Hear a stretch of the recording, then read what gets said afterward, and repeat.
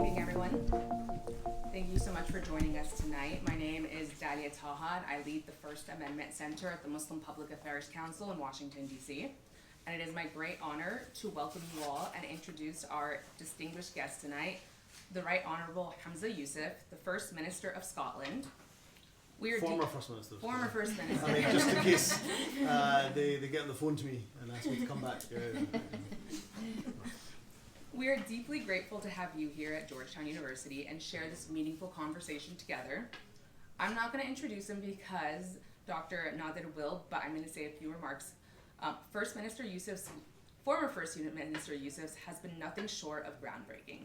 As Europe's first Muslim head of government, he championed policies that strengthened equality, expanded access to education, advanced climate goals, and upheld human rights in the United Kingdom and abroad. His commitment to justice, inclusion, and moral leadership has inspired millions, particularly young Muslims who see him a reflection of what is possible when integrity meets public service.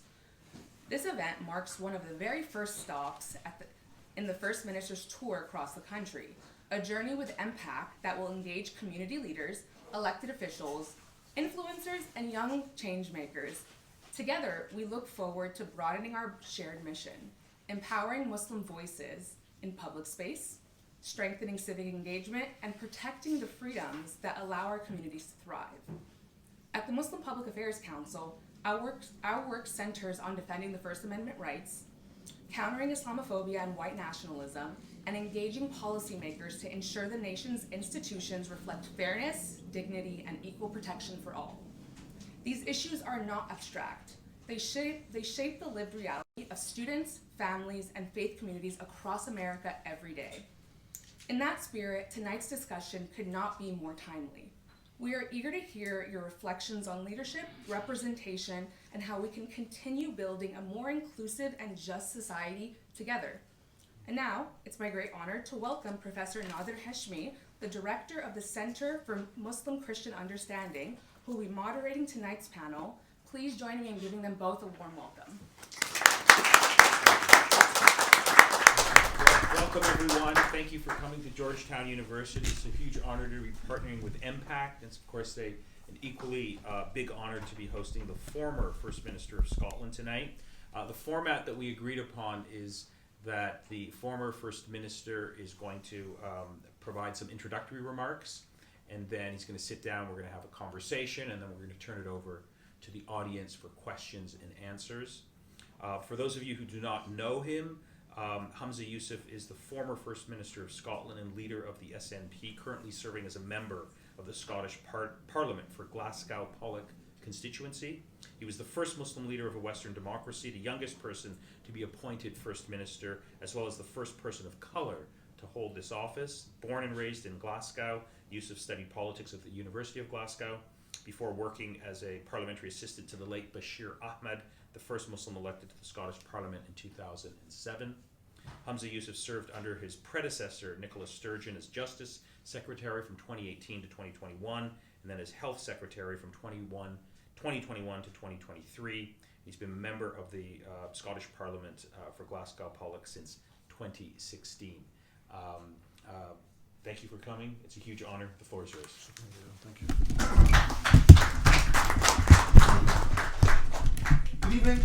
Assalamu alaikum wa rahmatullahi wa barakatuh. Friends, a real pleasure to be with you at this illustrious university. Let me thank Dr. Nader Hashemi. Let me thank the centre here, which I will come to talk about in just a moment. Let me thank my dear friends from Impact. It's really astonishing for me to think we've only really been, myself and Michael, who's with me, have only been in the country for 24 hours because they have really worked us hard, packed the schedule, and we're going to be going across the United States, really from east to west over the next 4 to 5 days. But it's a real pleasure for me to be here at this, as I say, illustrious university. As just mentioned, we've only been in the US, and I've only been in the US for just over 24 hours. And already, including when I arrived here, countless people have told me of their wonderful links to Scotland. Some of you have worked in Scotland. Some of you have studied in Scotland. Some of you have relatives in Scotland. Many of you have visited our ancient cities, our beautiful highlands, our gorgeous glens. Some of you may even have spotted the Loch Ness Monster. Your wonderful links, I don't know why you laughed. The Loch Ness Monster's real, how dare you? Suggest that she is not.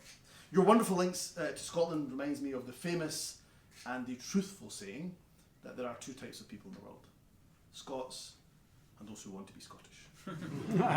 There is, of course, a third category, those who lack any ambition whatsoever, but nonetheless, we shall pass over them.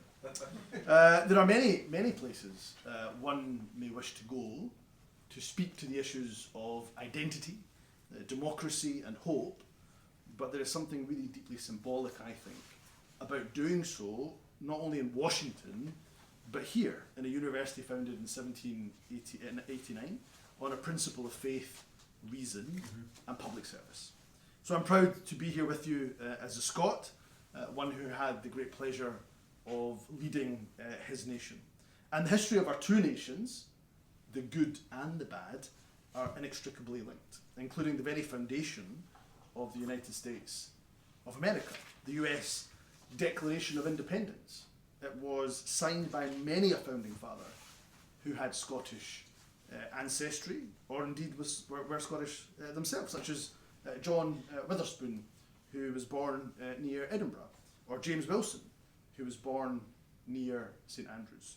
In fact, out of the 47 men who have served as President of the United States, 35 of them claim to be Scottish, or Ulster Scots, including, of course, the current holder of the office, President Trump, whose mother was born on the Scottish Isle of Lewis. I didn't say we were perfect as a nation. It is an interesting phenomenon that here in the United States, politicians practically fall over themselves in order to talk up their ancestral links, be that Scottish, maybe sometimes in the case of the former president, it was Irish. Even President Obama joked to an Irish audience that there was a missing apostrophe in his last name. And I would suggest to you that if those politicians can proudly talk up their ancestry and identity and their faith, which is a good thing, then the same rules should apply to Muslims too, without being accused of being disloyal to the only country that we call home. That, amongst many other reasons, is why I'm absolutely delighted to be joining you days after the stunning victory of Mayor-elect Zohran Mamdani in New York. Zohran Mamdani Mubarak to you all. I have been watching his energetic and relentlessly positive campaign from across the pond, and I am genuinely, sincerely inspired. Inspired to see someone who wears his identity as a Muslim with pride, and I think who spoke for so many of us when he articulated with emotion how 24 years on from the dreadful terror attacks on 9/11, Muslims continue to be targeted, abused, vilified, and under the glare of suspicion, all for a crime that we did not commit. And I have to say, I've also watched, aghast, the hysterical, deeply personal and vile anti-Muslim hatred Zohran has had to deal with throughout the last few months. They've attacked how he eats, saying that he's from an alien culture for having the audacity to eat with his hands. They say, what kind of backwards culture sees a grown man eating with his hands, food with his hands? All the while, the very same people stuff their face with pizza, burgers, and hot dogs, without a knife and fork in sight. And as the election drew closer, the attacks became even more unhinged, and with it the Islamophobia ramped up into overdrive. I think what makes these attacks even more abhorrent than they would normally be is that they didn't come from keyboard warriors who target Muslims from with the comfort of anonymity. They came from some of the most senior, prominent politicians, media commentators, and business people, including the world's richest man, here in the United States. A jihadi communist, said Ted Cruz. That came, by the way, the day after Zohran concluded a night's campaigning in Pappy Juice, a gay nightclub in downtown Brooklyn. Some jihadi, that guy. Mamdani's scandal-ridden rival, Andrew Cuomo, was no better, of course. He laughed in agreement from a statement made by a radio host that Mamdani would celebrate another 9/11 style attack. Cuomo's campaign team, no doubt directed by him, darkened and lengthened Mamdani's beard in their campaign literature. If a candidate had lengthened the nose of a Jewish election rival, there would rightly be an absolute outcry of the blatant anti-Semitism on show.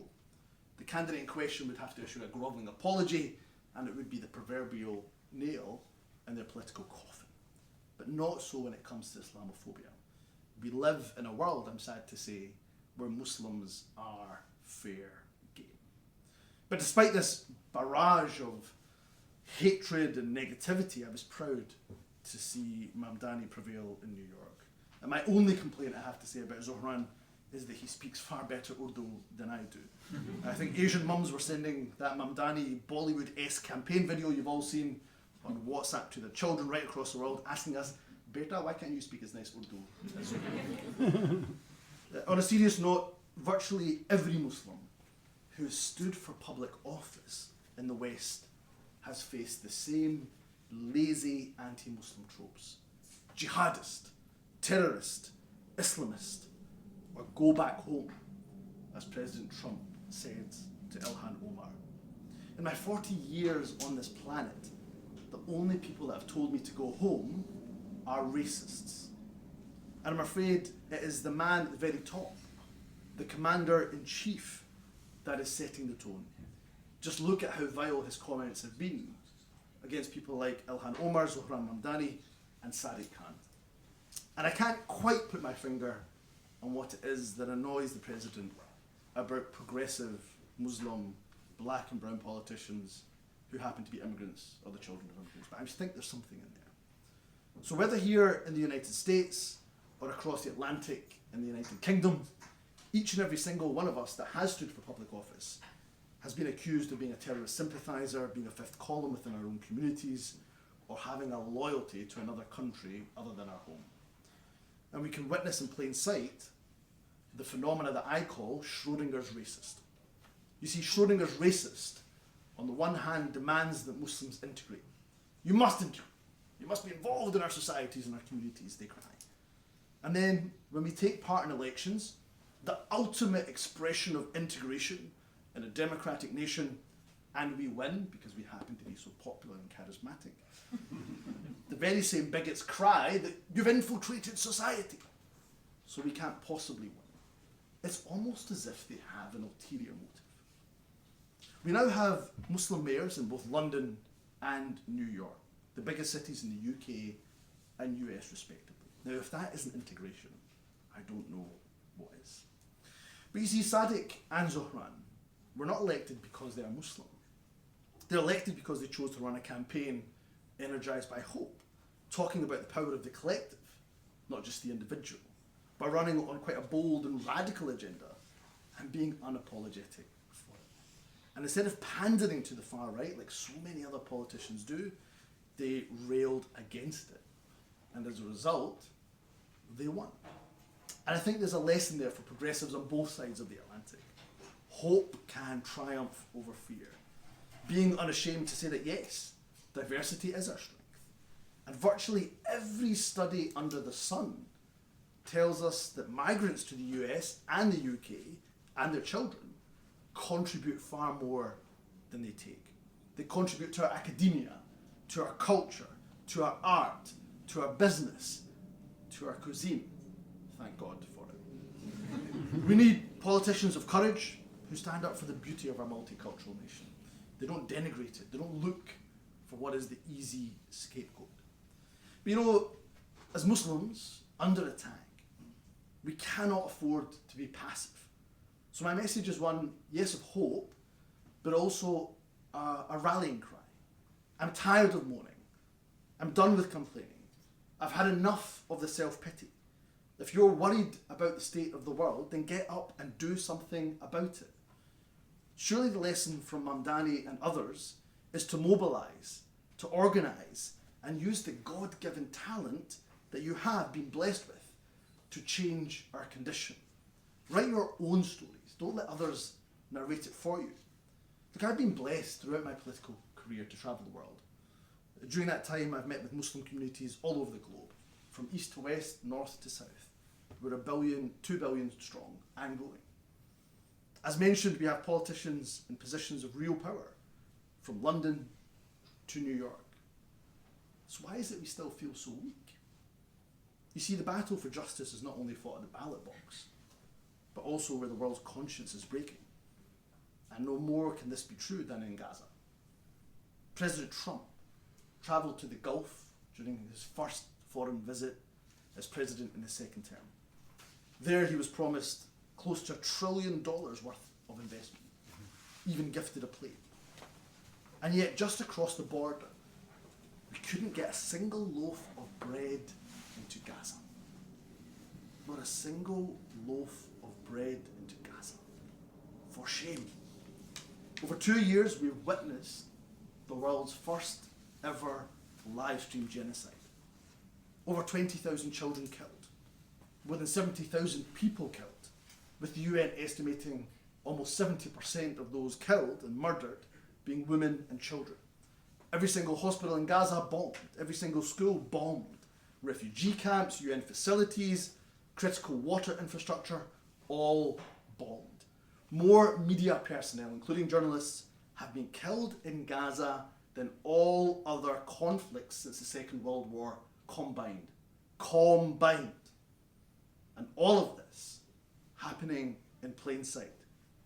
And if Gaza is the cemetery upon which our collective humanity has died, then Sudan is the ground upon which it's been buried. And yet, I say to you, despite how difficult that is, despite how helpless one can feel, we cannot and we must not succumb to fatalism. So quit being down. It's not within our DNA to be pessimistic or to act downtrodden. I see so much talent, wealth, innovation, ingenuity, creativity, energy, and drive within our Muslim communities across the world. You see, our mission is not just to better the world for Muslims, but for the whole of humanity. And how can there be a more noble mission than this? So whatever you choose to do, from making money to writing books, research to public service, do it with the intention of bettering humanity. But also, let's get organised. At a time when our challenges are common across the Atlantic, we must pool our resources and efforts.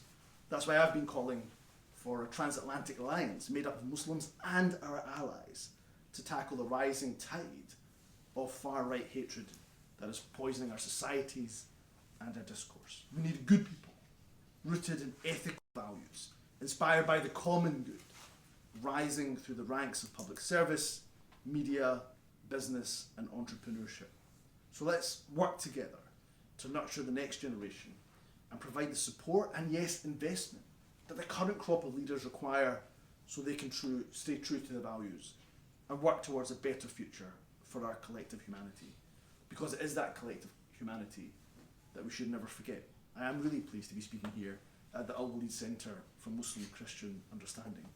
It's an institution that at its very foundation seeks to remind us that we have far more in common than we do differentiates us.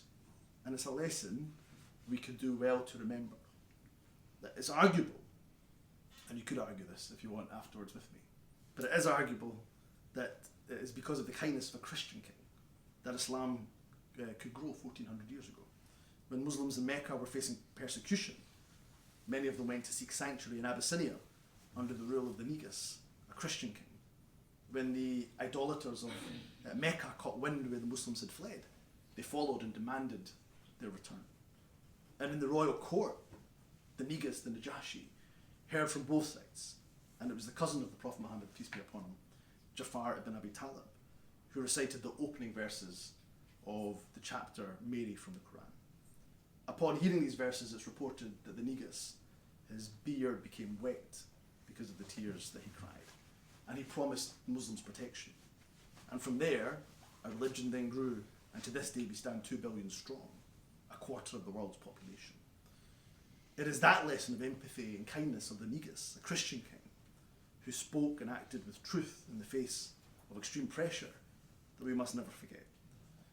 For it is our empathy that makes us human. If a Christian king in Abyssinia could protect Muslim refugees 14 centuries ago, then surely in the 21st century, Muslims, Christians, Jews, people of all faiths, and none can protect each other, not only in spirit, but in action. So friends, to conclude, as you may have gathered throughout my speech, I'm quite a proud Scot. Far too windy in DC to wear my kilt, but I can assure you it's in my bag packed. One of the greatest sons of Scotland is Robert Burns, our most famous poet, who is celebrated across the world for his prose. Each year as the clock strikes 12 to bring in the new year, people across the world hold hands and they sing one of Robert Burns' most famous works, Auld Lang Syne. However, it's one of his other works, which is the Ode to Universal Brotherhood, that is my favourite poem. It's titled Is There for Honest Poverty, wherein he writes that man to man the world over shall brothers be for all that. So from this day forward, let us refuse to be spectators in the story of our own fate. Let us be the authors. The ones who did not fold in the face of hatred, but chose to rise above it. The ones who believed that a Scottish Muslim, a New York socialist, a Christian king from Abyssinia, and a poet from Ayrshire all belonged in the same narrative, the narrative of our common humanity. Let us endeavour to work together across the Atlantic and throughout the world to be the masters of our own destiny, not for self-interest, but for the betterment of all of humankind. And if we do that, then I promise you we will fulfil our promise to our children, and we will leave them a much brighter future in the days to come. I look forward to working with you in that endeavour, and I look forward to the discussion to come. Thank you. Great, thank you. You anticipated my first question, talking about your reaction to really the wonderful news that has inspired many of us from New York, Mamdani's election. And I'm wondering if you could say a bit more about what specifically inspired you about the Mamdani campaign and what he represents. Could you elaborate on those? Yeah, no, I'd be happy to. And Can I say it's a real pleasure to be with you, Nader, and we were talking, as you're saying, your story itself is wonderfully inspiring. In terms of Zohran, look at it from a few different angles. Yeah. I can't help the politician in me being an absolute admiration for a guy who reportedly only had 1% of support when first entering the primary, to then winning it, and winning it emphatically. I mean, the numbers are huge. On any other mayoral election, Kumo would have won with those numbers. But Mamdani went above and beyond those numbers and won it, as I say, emphatically. So just an incredible, from a political point of view, what one hell of an achievement from a guy who's only 34. More so than that, though, if I take my political hat off, what I love about Mamdani is a few things. First and foremost, his authenticity. Politics is crying out for authenticity.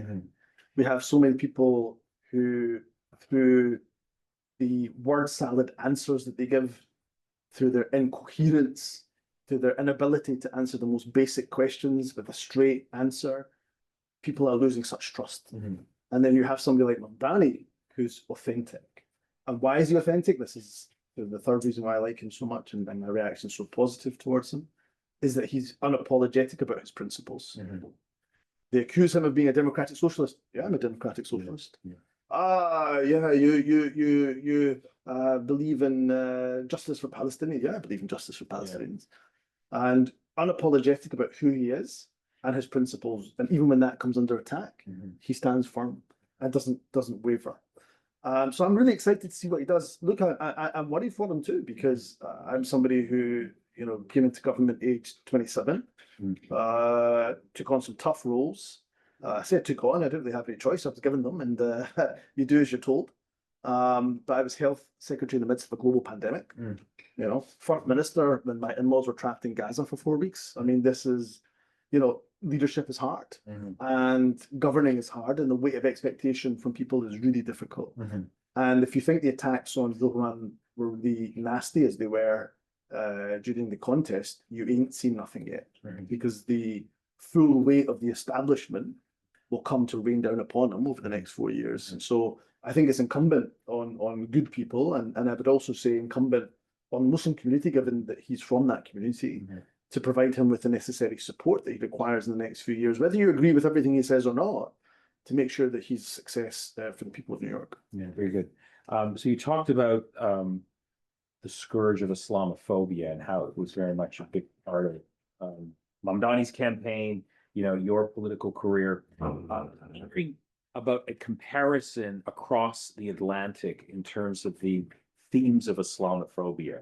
Have you been able to detect any sort of different themes of Islamophobia that seem to manifest themselves perhaps in the United States and not in the UK, or vice versa? Or are they basically the same type of sort of narratives, fear mongering, dehumanization, et cetera? Look, to me, it's largely the same. Yeah. And we know, part of the reason for that is that we know that the far right are exchanging notes. So they're exchanging tactics. I mean, literally, they're exchanging scripted talking points. They're exchanging funding. Tommy Robinson, who, for those that don't know, is the chief Islamophobe in the United Kingdom, a thug, a serial criminal, serially convicted criminal, but wears Islamophobia as a badge of honor. He calls Islam a violent and fascist ideology, a mental illness. You know, he's unapologetic about his Islamophobia, and his latest legal case was funded by, surprise, surprise, Elon Musk. Right, so they're even exchanging funding. So what drives it is a real hatred of Muslims. Sometimes it's badged as hatred of migrants or anti-immigration. But by the way, they don't hate the blonde-haired, blue-eyed migrants from Ukraine. Right. But it's the Afghan, Sudanese, and Muslim migrants from Pakistan that they really don't like. So it's the wrong type of migrant for them. So it's really the same, because it's the same underlying ideology that's driving it, which is the hatred of Muslims. You have probably a slightly stronger kind of evangelical Zionist kind of Christian element to some of it here in the United States, which you have, but not as much in the United Kingdom. So that's maybe a slight difference. Right. Other than that, it's the same ideology that's driving. Yeah. I'm just curious, when you were rising up the political ladder in your career, what specific attacks, Islamophobic attacks, anti-Muslim attacks were directed at you? Is it the same thing that we saw in New York with Mamdani, or were they different in nature? Sometimes the words are different. They're not really. I mean, I was accused so predictably of being a terrorist sympathizer and being a jihadist, and they would find me with a photo with somebody who had an great uncle who had a dog that was once, walked past somebody who was in Hamas, right? Right. And then they said, "Whoa, he must be." Right. Guys, his name Humza even sounds like Hamas, right? So they would use any kind of tenuous link to try to create some sort of suspicion. But ultimately, that was it. It was about casting suspicion that he must have a loyalty elsewhere. Yeah. And that his real ulterior motive, his real motive is not to serve the people that he is elected to serve, but actually the Muslim global ummah. Right. There's all this suspicion and fear. So look, the same attacks and the same type of attacks, and I'm afraid same kind of threats and threats that were deemed credible enough to have to ramp up your security and to have really uncomfortable conversations. When I was First Minister, my daughter was 14. She was in high school. She's now 16, but she was 14 at the time. And having really uncomfortable conversations that you shouldn't have to have with your 14-year-old, which is like, here's a personal alarm with a GPS locator, and it's just for your safety. And don't, you say don't worry, but you don't really give a personal alarm to somebody not to worry. And having to talk to her about taking different routes to school and what to do if somebody's following you. So I'm afraid that the truth is that any Muslim who stands for public office in the Western world is going to get the same attacks. The good thing is, at this point, the good thing is that I always found in my experience that our allies were far greater in number than our detractors. And I think it's now about mobilizing those allies and getting them to stand with us. Say a bit more on that, because that was my follow-up question. What strategies have you learned from your experience in terms of pushing back against this type of Islamophobia? What's the best way of fighting against this when you were targeted? If there's someone who's rising in popularity, what advice would you give to, let's say, the next Muslim politician anywhere in the world trying to sort of follow in your footsteps, and they'll come under predictably the same type of attack? How would you advise them to respond? Okay, I would say four things. I would say first, go in with your eyes wide open. So there'll be people here, I hope, that have got some political ambition and have from the Muslim community. And that political ambition can be for frontline politics, can be in the background, chiefs of staff, policy advisor, and so on. Whatever it is, particularly if it involves a public profile, you have to go in with your eyes wide open, right? You know this already, but you will come under attack. And I'm afraid if you're a Muslim woman, and if you're a Muslim woman who wears hijab, I'm afraid you've got to expect your significant level of scrutiny more than your non-Muslim male counterparts, for example. You've got to accept that's the world we live in. The second thing I would say is more personal. You should take steps to protect yourself. I don't just mean, in terms of security, but you should do that, obviously. But a lot of the hatred you'll get is online. So one of the earliest things I did to protect myself was, changed a few notifications, and I don't see notifications other than people that I follow, and so all these people that are shouting and screaming at me and giving me abuse, to be honest, 99% of it I don't see. I then had to have a word with my mother to stop searching my name on the Twitter, or X as it is now, which was really bad for health. But you've got to protect yourself. The two other things to tackle it on a broader perspective, it's two, I said four now, digital. So we now know studies in the United States, and this is replicated across much of the Western world, and I suspect probably the East as well, but certainly the Western world. And we know from the US, 54% of people get their news from social media, and that's only going in one direction. And of course, when you break down the age demographics, it's even more weighted to a younger generation. My 16-year-old daughter gets all of her news from TikTok, all of it. And so, and what was so wonderful about Zohran's campaign, by the fact his mother's a director, no doubt, but his campaign was wonderfully creative.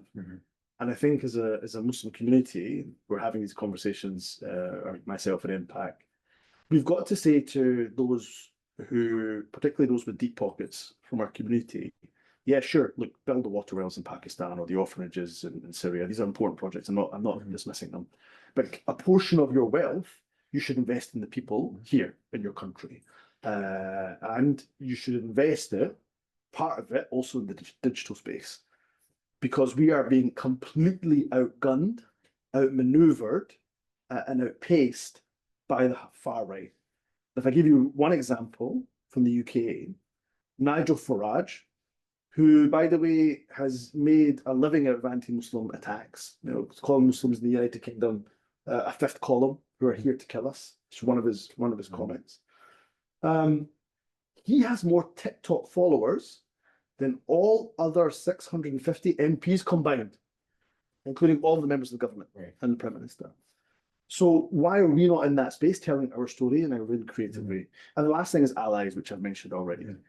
The message about Muslims being important contributors to our society, they are fabric of our nation, is far more stronger if it comes from somebody that doesn't look like me with my name.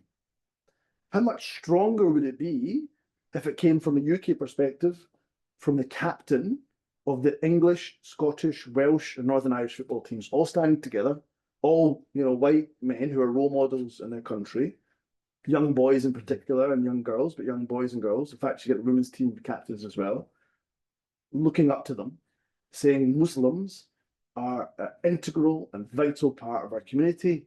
They cheer us on at the World Cup. But you're having the World Cup here, right? They cheer us on at the World Cup.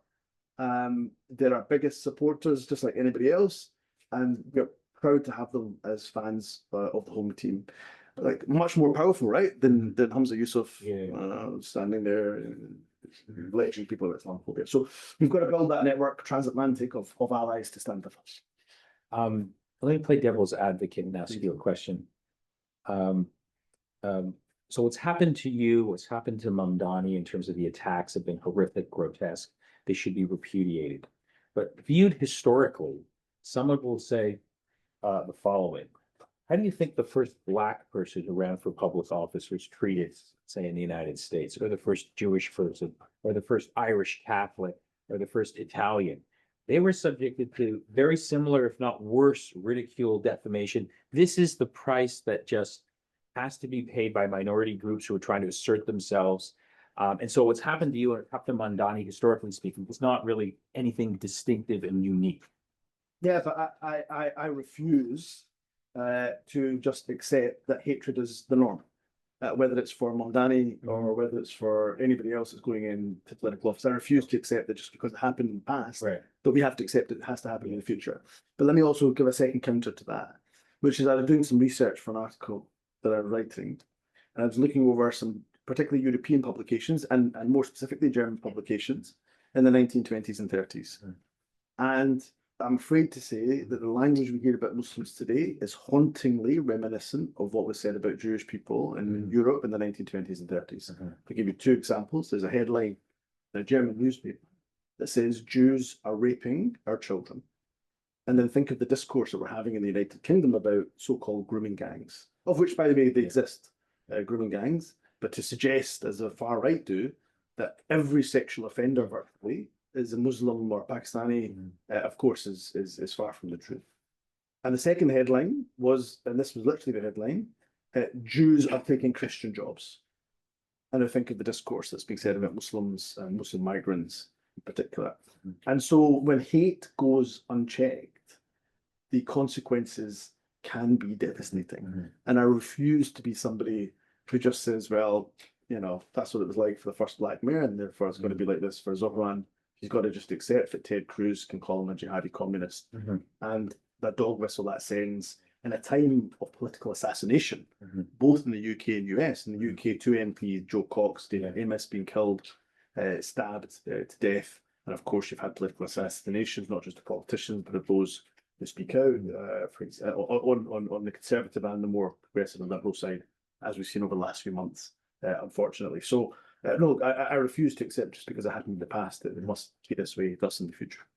Great. Let me return to Mamdani and talk about one of the really interesting developments that is worth noting, because it has implications for those people who want to run for public office, particularly if they're coming from a Muslim background, particularly if they want to be public and principled, as Mamdani has been on the question of Palestine. The reigning assumption up until Mamdani was running is that if you want to run for high office, don't talk about Palestine, it's going to kill you. Or if you're going to talk about Israel-Palestine, talk about it in a pro-Israel way. What Mamdani has done is completely rewritten the rules. His principled stand on the question of Gaza, genocide, Israel, has actually helped him, arguably, get elected. It's mobilized people. It's actually been a source of inspiration for the youthful base that was the core group of his supporters, thus suggesting that going forward, the rules are now very different, at least here in the United States. I mean, that's the takeaway that I think is, you know, we can challenge that claim, but I think it's one of the takeaways that I get from witnessing Mamdani. There's the same set of rules, you know, in the context of the Gaza genocide apply in the United Kingdom. Okay, so first let me counter slightly what you said, given you're playing devil's advocate a minute. Sure. I would be wary of drawing nationwide lessons from New York, given the size of this country. And you know, well, I mean, there was the biggest Jewish community there, and he still won. Yeah. But right? I wonder if the same result could be said in some parts of the South. And some areas where, for example, Christian evangelical and Zionism is quite strong. Yeah. But I agree with you. I mean, New York, largest Jewish population outside of Tel Aviv, right? Right. In the world. So, and of course, New York, many New York Jews, of course, very soon after October the 7th. Were calling for a ceasefire. In fact, they occupied Central Station in New York and shut it down, right? Demanding a ceasefire. In fact, in DC, they did the same, right? In Congress as well. It was Jewish people in London at the head of the march, and I go down to the marches and speak regularly. At the very front of the march, holding the banner, is Steve Capo, who is the child survivor of the Holocaust. And so, look, for me, I would say a couple of things, or a few things.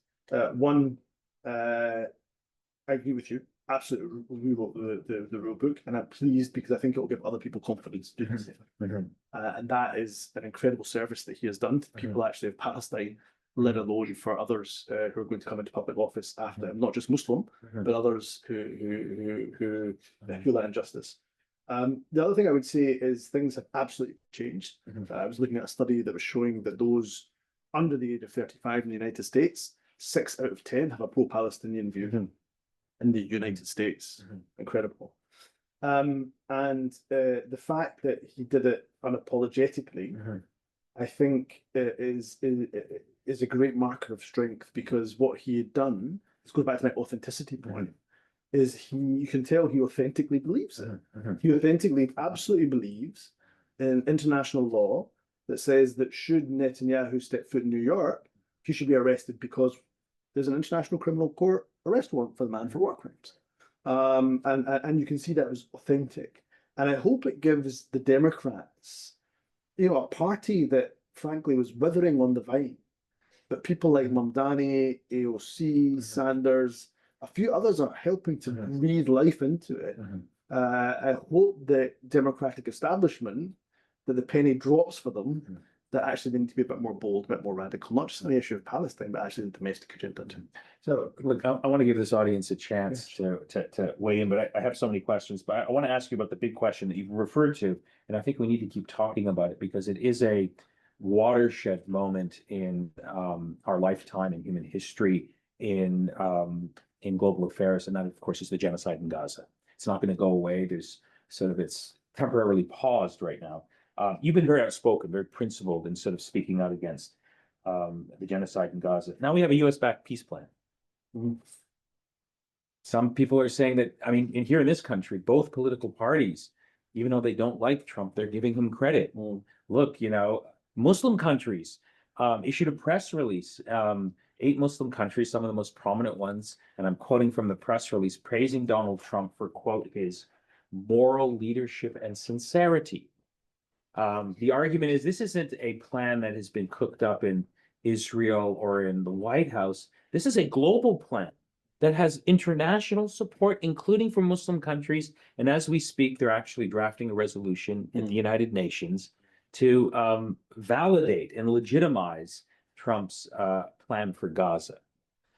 Shouldn't people of character and conscience get behind this plan and sort of support it, because it allegedly has all of this support around the world, including Muslim support? So look, I will say this much.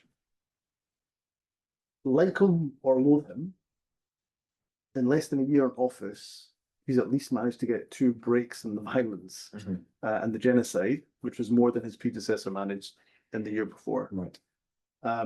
Now, I said this at the time of the peace plan being announced. I said very publicly, they said to me, the news reporter, can you praise Trump for what he's done? And I said, look, I find it pretty difficult to stomach praise because, of course, the United States has funded and armed the genocide in Gaza. So it's like asking me to praise the man who gave the matches to the arsonist and then put out the fire, right? It's or temporarily put out the fire. I struggle to do, I'm afraid. But what I would say is yes, because and I say this because my wife Nadia, whose family is from Gaza, Derbala, I can't really shake the voice of Sally, her cousin, who still lives in Gaza and has 4 young children, and her husband's there with her. The day before the peace plan was kind of publicly announced, and she was begging us for news and asking us to pray for her and her family that they have some cessation in that violence. And she was asking, I remember she said, do you actually think that we'll be able to sleep without drones and bombs going off above our head? And again, like a little bit like him or loathe him, he's managed to at least get some sort of ceasefire, which has been violated by Israel a number of occasions already. The Arab countries and the Muslim countries, what can one say? For all of this is my point, I suppose, in my remarks. For all of that wealth and arms,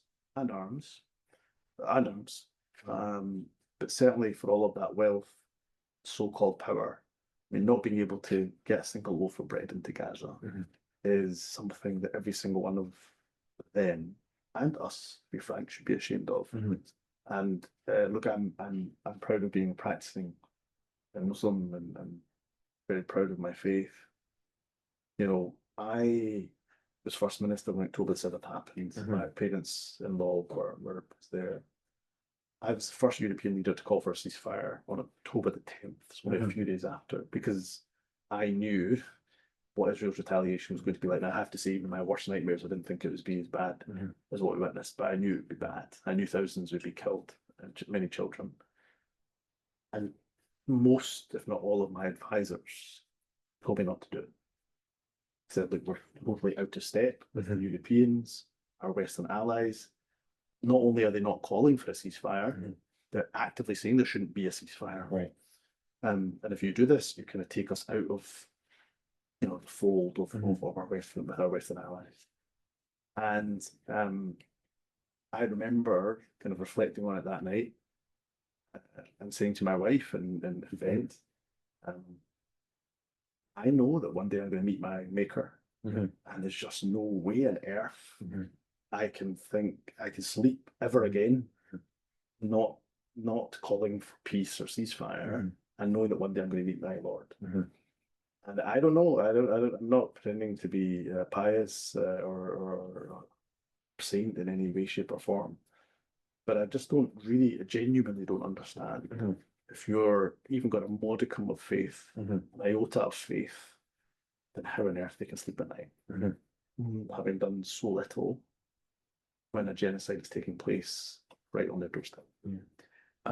Look, I have half a dozen more questions, and we would be here all night just answering my questions, but I want to give this audience a chance to weigh in. So the floor is open. If you have a question, raise your hand. Do introduce yourself. Yeah, introduce yourself if you want, Nagar. Go ahead. Sure. Yeah. Hi, I'm Nagar Mortazavi from the Center for International Policy. It's a progressive think tank here in Washington. It's great to meet you. Thanks, Nader, for hosting. I want to follow up on your comment about European leaders, and we see such a diversity in the union when it comes to the commentary and positions of the various countries in Europe. There's Germany, there's France, and then there's Spain, yourself, Ireland. How do you explain sort of this very diverse position when it comes to the genocide in Gaza? And also another angle on that question, how much of this resonates with their respective societies and the overall population? Maybe not speaking for the entirety of the union, but I've traveled in Europe in the past 2 years, and sort of the signs that you see, the Mhm. protests, the similar to university campus here in the US, it doesn't seem like this is resembling very much to the point of essentially having to silence the part of the population or the protesters, the dissenters, the young, with force, with arrests, with threats, with showing up to people's homes. How do you maybe explain that phenomenon? So really two questions, the variation across Europe and then Leaders, yeah. yeah, and then the seeming chasm between what governments are saying and what populations seem to be wanting on this question. So a great set of questions. Do you want me to take that question, or do you want to take a couple of questions? No, go ahead. Just do one. Answer that one and we'll go. Yeah, listen, thanks. Both really good questions. On the European continent side of things, I would say a couple of things. First of all, it is a continent, independent countries, different demographics, different histories. Germany, of course, frankly, an awful history in its treatment of the Jewish people. But what I've never understood is why the Palestinians have to pay the price for Germany's guilt and Germany's crime. And I've said that very, very publicly to the German government themselves, and they didn't take kindly to it. But nonetheless, I'm not sure why Palestinians in the Arab world has to pay the price. The Germany's response, I think, has been awful. Again, I've said that to the German ambassador. I think it's just been utterly lacking empathy, compassion, and humanity to the Palestinian people. And most of Europe has been, I'm afraid, or not most, a lot of Europe has been complicit in the genocide. The UK government, certainly. On the one hand, they say they recognise a Palestinian state. On the other hand, they are providing arms to the very government that's trying to destroy any semblance of a Palestinian state or even existence of the Palestinian people, and openly boasting about it. In the midst of a genocide. In the midst of a genocide, Right. Let's not forget that. They'll say, you know, Keir Starmer, the Prime Minister, has said that the situation in Gaza, I think his phrase was, there was a moral outrage. But yeah, on the other hand, you're continuing to supply, and not just supplying weapons, the value of the weapons they have sold Israel in the it was 3 months towards the end of last year were higher in value than the 4 years the Conservatives were in government previously. So, you know, they're ramping up the arms sales. In terms of, you're right, there is a disconnect. So, you know, I've never known an issue that for 2 years has brought millions of people on the street week after week after week in capitals across the world, including most capitals of Europe as well. And yet the politicians are in a completely, or many of the politicians in a completely different space. So why is that? To be frank, and I'll speak from a UK perspective, they are just too afraid of getting a bollocking from Trump. You know, getting a telling. Also, I don't know if bollocking translates. That's a very Scottish term. Getting an absolute, you know, roasting from the White House. And that's what they're afraid of. I don't actually think it's ideologically driven. Of course, they're allied with Israel, but I think if they weren't so afraid of, you know, causing upset to the White House and given what the retaliatory measures might be, then I think they might have had a different position. Many of those governments. I think we will look back at this time, and we will see the atrocious shredding of people's basic rights. For example, the United Kingdom, shamefully, the government has prescribed a non-violent group called Palestine Action. Yes, to take direct action like spray painting for goodness sake, army infrastructure, but and other things, but they're non-violent, and people are being arrested. These professors, pensioners, none of them had a criminal conviction in their life, being huckled into the back of a policeman, handcuffed For holding up a sign. saying they support Palestine Action. In fact, sometimes being arrested for wearing a T-shirt that says "I support Palestine Action." That's how ludicrous. The law is an ass, as was written by Charles Dickens. So, you know, it will be a really shameful period in I think the history of the Western governments as well, in terms of their slide into frankly authoritarianism, all to prevent peaceful protest on this issue. Okay. Let's go to the back of the room because right there. Go ahead. My name is Arad Gupta. I'm a first-year undergraduate in School of Foreign Service. First, I just want to say that your leadership has been truly inspiring. Also for minorities all over the world. It's really amazing to have this level of diversity. So at least on the right wing spectrum of the US, what we hear about the UK and Europe regarding Muslims is about grooming gangs in the UK, calls for Sharia law, and we see clips of very, very few Muslims, I would say that we should repopulate to like grow the populations of Muslims in Europe. Now, I'm sure that almost all Muslims would resonate with these sentiments. Why is it that at least in the US we see a lack of Muslims in like as MPs or mayors that denounce these acts? Wouldn't that like help in destroying the right wing comments about these Muslims being like a threat to Europe if other Muslims were able to denounce those sentiments? Look, I don't think it's our job to have to denounce the crimes of others. You know, in the same way that given that the vast overwhelming majority of sexual offences against children happen by white men, I don't expect every white man to have to apologise for the crime. I don't think every single Catholic had to apologise for the bombings of the IRA, for example, that took place. If we begin to hold entire people to account and demand that they apologise for the sake of optics, then we set a very dangerous precedent indeed. And by the way, you know, Muslims, many a Muslim has said that, for example, where these grooming gangs, Pakistani grooming gangs have taken place, and they have taken place in some councils in England, that we hope that those people, frankly, rot in a jail cell. for a long time, if not for the rest of their lives. But I think we play directly into the hands of those who use such tragedies for nefarious purposes. They don't care about the victims, by the way. They care about their own political ideology. We play directly into their hands if every Muslim has to stand up and condemn it. Because then actually we have to condemn every single crime committed. And look, every community, I'm afraid, has their bad apples. Whether it's the white Scottish community, whether it's the Pakistani community, whether it's the Arab community, Muslim community, Jewish community, every community, I'm afraid, has those rotten apples in their community. But I think it's really important we don't play into the hands of the far right. So here's a related question. A couple of weeks ago, we had a very prominent American Jewish scholar, Jason Stanley, scholar of fascism.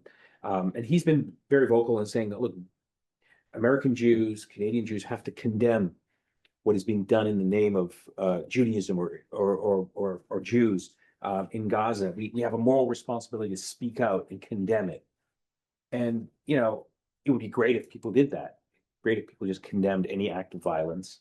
But my concern about this type of demand is that it reminds me of what happened after 9/11 and with the rise of ISIS. Why aren't Muslims condemning it? How come you're silent? Implied in that whole conversation, whether it's Jews or whether it's Muslims, is this notion of collective guilt. Yeah. That if you don't speak out, it's great if people spoke out and did the right thing, but do you have to? Are you morally obligated? And for example, if Israel's committing genocide in Gaza, is a Jewish family in New Zealand responsible for that? No. So how do you engage with this discourse of, you know, collective guilt, and why is it this community condemning what someone from your community is doing that's very ugly and grotesque, and if you don't do it, somehow you're implicated in that? I think we've got to move away from that mentality. Yeah. By the way, I have to say I have a huge amount of admiration for Jewish people that do speak out against genocide in Gaza. I mean, the type of hatred that they get, both online and in person, is significant. You know, traitors, they get called self-hating Jews, they get attacked, they get beaten up in Israel. I know some of them who've been attacked violently for speaking against the Netanyahu government. To me, that's a level of I have a level of real admiration for them in that respect. But we have to move away from that. It's just as you said, we cannot hold an entire people responsible for the actions of a government in the same way that I'm not responsible for what Iran does. Not you're not responsible for or the Taliban or Saudi Arabia or anyone. It's not our responsibility. And I get this all the time online. You know, people saying to me, you know, I'll make reference to a terrible crime that's committed in the UK or in Scotland. They'll say, "Oh, what about this terrible crime that's happening in Pakistan?" I don't know. That's where Pakistan was 12 years ago, and don't have any relatives there really anymore. I don't know. I like to do. You know, but so we have to. That's my position as well. Let's take a few more questions. Right here. Should we take a few at a time? Because I see him. Well, okay, maybe because we're gonna have to wrap it up at some point. Let's take a few. Let's take 1, 2, and then 3. Go ahead. Hi, I'm Pragya. I'm a first year here at Georgetown. Pragya. Okay. Yes, and I'm also a reporter for the Hoya. So can you stand up and speak so we can hear? Oh. Yeah. My question is about something that you mentioned in your introductory remarks about how a lot of these people attacking Muslim candidates here and in across Europe are not people that are, you know, hiding behind keyboards, but they're people who are loud and proud about their identity, and they're also very prominent public figures. So my question is, why do you think people are so comfortable publicly attaching themselves and making their identity so prominent when they're not only just using dog whistles, but also being overtly racist and Islamophobic? Thank you. Go ahead. Thank you for coming. Alibek Rakimov. I'm an immigrant from Kyrgyzstan and grew up. Can you say your name again? Alibek, Alibek. Grew up in my English lessons. We studied Robert Burns's poem Words in the Highlands. But my question is, do you want to give us a recitation? Time? No, we don't have time. So you're hopeful. It's refreshing to see that you have hope for this humanity, but as you've have seen in the United States, in Japan, in Germany, we have clear rise in right-wing extremism. What is your prediction? How hopeful are you that we're gonna swing back to common sense? Yeah, and the back, yeah, go ahead. Hi, my name is Mustafa. I'm a Georgetown alum. Also went to college with alumni. My question is similar to his. Elon Musk has expressed interest in getting involved in British politics the way he did in the 2024 election. Do you have any concerns about him spending money in your country's elections? Or do Britain's campaign finance laws, are they strict enough to prevent, money buying politics as they had in the 2024 elections in the US? Yeah, was it Mustafa? Yes. Yeah. Pragma's question, Rudy's question. Look, the trouble is that anti-Muslim hatred has become mainstreamed, and not overnight, over at least 20 years. So there was a point where these characters, whether it was Nigel Farage, Geert Wilders of the Netherlands, these guys were on the fringes. In fact, even people like Ben Gvir, Smotrich in Israel, these guys were on the fringes. They're now in the mainstreams. And people like Nigel Farage, every single opinion poll in 2025 tells you that if there was an election tomorrow, he would have the keys to number 10 Downing Street. Now, luckily, there's not an election tomorrow, so there's a bit of time to do some work. But that's because over 20 years, mainstream political parties, successive political parties in the UK context, Labour, the Conservatives, they have mainstreamed that anti-Muslim and often anti-migrant rhetoric, but mainstreamed that and legitimised that anti-Muslim rhetoric. In America, we were talking about this today, so astonished at the level and openness. I don't think it's quite as open in the UK. It's not great in the UK, but I can't really envisage a kind of Ted Cruz equivalent of a senior prominent politician in the House of Commons calling another prominent politician a jihadist or jihadi, communist jihadis. I just can't quite envisage it now. It doesn't mean it won't happen. And what astonished me probably even more than that was I didn't see senior Democrats come to Mamdani's defense at this point about allyship. So where were the Barack Obamas and the Gavin Newsoms and the Shapiros and Pete, what's his name? Buttigieg. Buttigieg, thank you. Where were these people? Yeah. And maybe I missed it. But why were they not all coming, flooding to his defense? I didn't think I thought that left a really sour taste in my mouth. But it's because it's become mainstreamed, and therefore the fight against it will not be overnight, I'm afraid. It leads on to the question of, well, where's the hope? So the hope is there if you look at various different results. So if you look at the Mamdani, it's a good example actually. Despite all that barrage of hatred, there you've got somebody. And by the way, not far from here, right? You've got Ghazala Hashmi. I don't know how much she faced. I think that she probably did too. But you got a couple of good results. Closer to where I am, in Wales, there was an election or a by-election, and Reform, everybody thought that they'll sweep the board. Actually, they were beaten into second place by quite a progressive party in Wales called Plaid Cymru. In the Dutch elections, Geert Wilders, actually again, defeated by a progressive party or more progressive party. They've got some policies perhaps not progressive, but certainly nowhere near as troubling. And I kind of condemned his Geert Wilders' negative Islamophobic type of campaigning. Now he still came second, and I think he got the same number of seats if I remember correctly as the main party, but came into second place. So still very troubling. So there's pockets of hope where the far right has been beaten, and my advice to progressives and those who are either left or right, but are still in the mainstream, is you have to be bold, unapologetic, hopeful, and presenting your vision to people. Because a lot of people, I can speak from a UK context, the vast overwhelming majority of people who are voting for reform are not racist bigots. They just want to give the establishment a kicking. Because in the last 20 years, the their standard of living has dropped.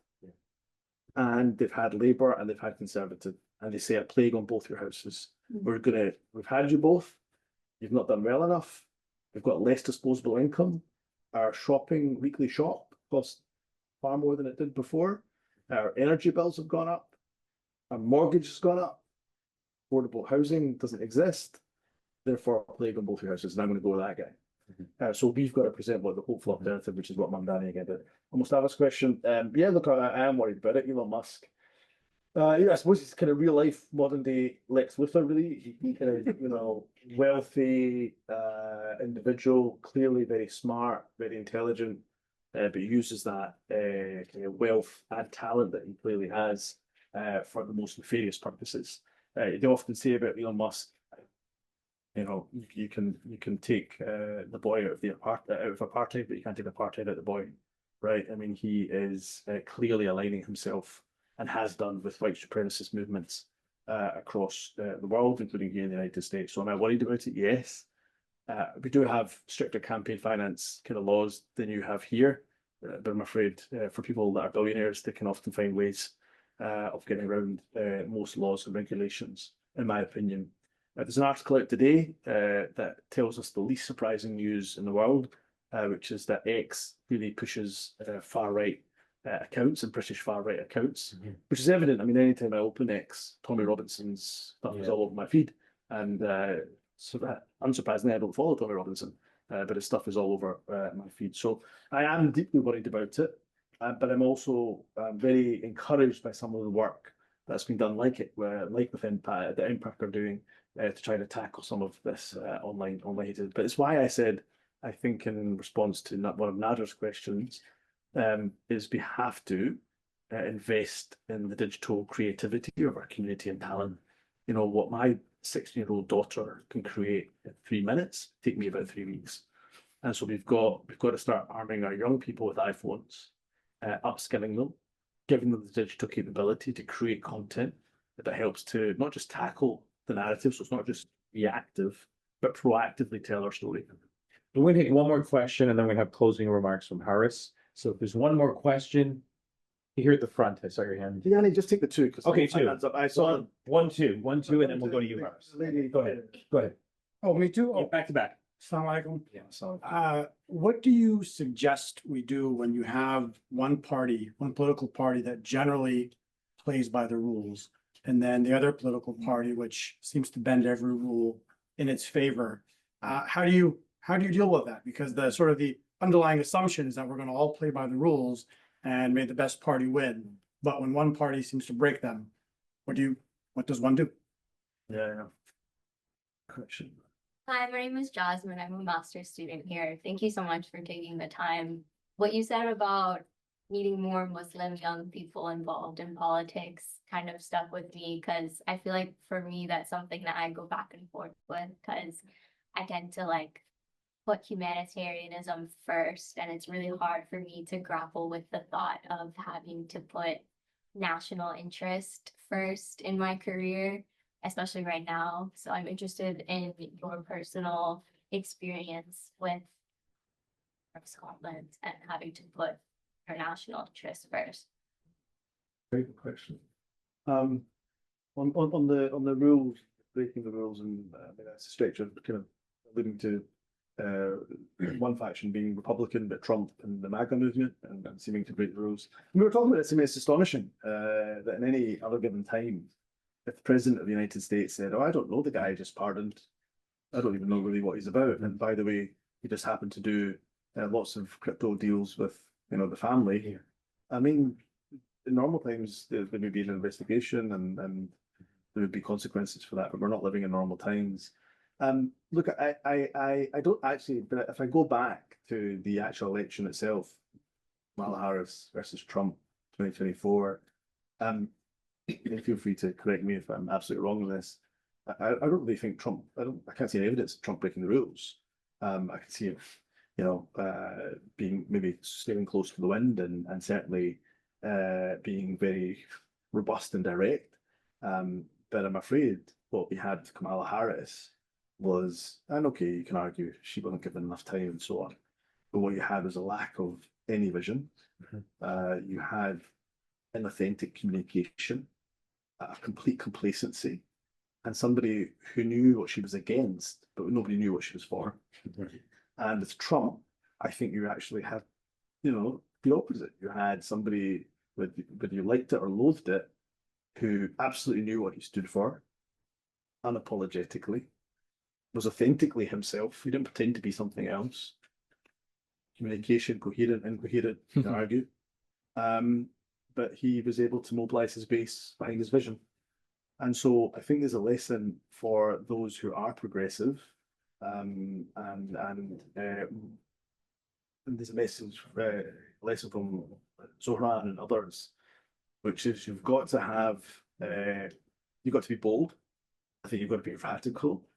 I think you've got to be unapologetic.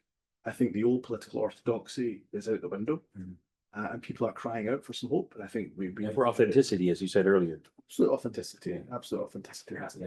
With a lot Jasmine's question. Look, I don't actually think the two necessarily conflict, but when you're a leader, whether that's head of government, as I worked for a period, or whether you're just, I say just elected, you become elected as a member of parliament or Congress here. The job really is about making sure you represent the beautiful pluralism and diversity of your constituency, and if you're head of government, of your nation, and then using your judgment to do what's best for your country and your community. And there can sometimes be conflicts, for sure.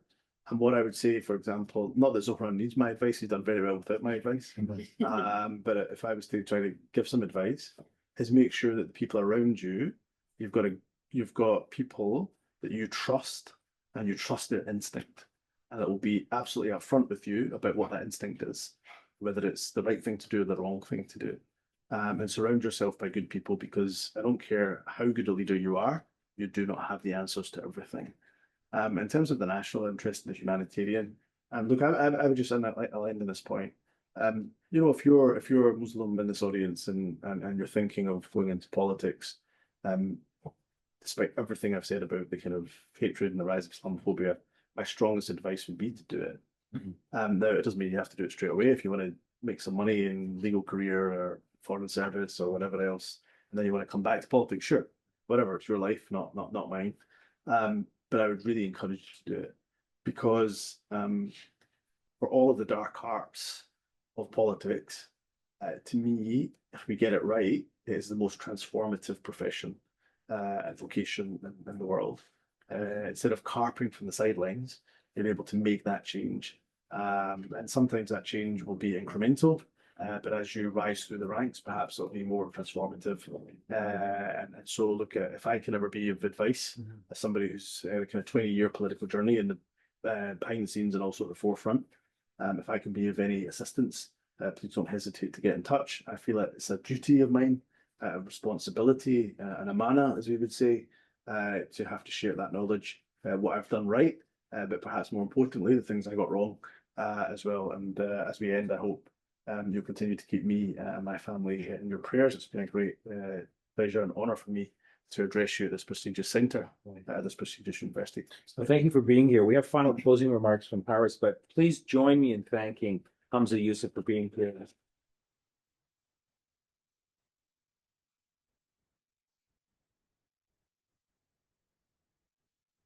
Thank you so much, Professor Hashemi, and thank you to the First Minister, Humza Yousaf. My name is Harsh Tareen, and I'm the Vice President of the Muslim Public Affairs Council, Impact. We wanted to make sure that when the First Minister came to the US on a tour, we're taking him around the country. He'll be in Chicago tomorrow, he'll be in Phoenix on Saturday, and in Los Angeles on Sunday. Just hope that the air traffic controllers will be able to keep working for the next few days. But what we wanted to do was make sure that he is seen as the inspiration that he actually is for many people around the world. And I know since we started watching his journey in Scotland and in the UK, we saw someone who stuck to principle. We saw someone who was able to articulate a vision. And that is why he got to where he got as a young man, and you can tell he has no gray hairs at all. I just dyed them.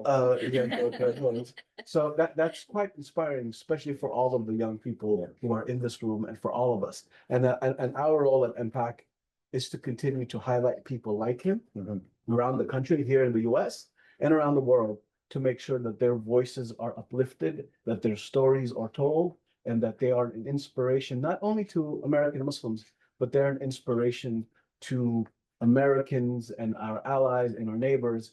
The most beautiful thing about Mamdani is not that Muslims are not the one who put him in that position. It was Muslims, Jews, Christians, atheists, Hindus, Sikhs, all New Yorkers who came out to say there's a vision that we can provide. And I think for us as American Muslims, if we provide a vision of how we want to contribute to society and make society a better place, I think all of our fellow Americans will stand with us, and we can address the tide of Islamophobia and anti-Semitism and all the different forms of xenophobia and hate that we deal with. And that's been, unfortunately, a part of the American story since its founding.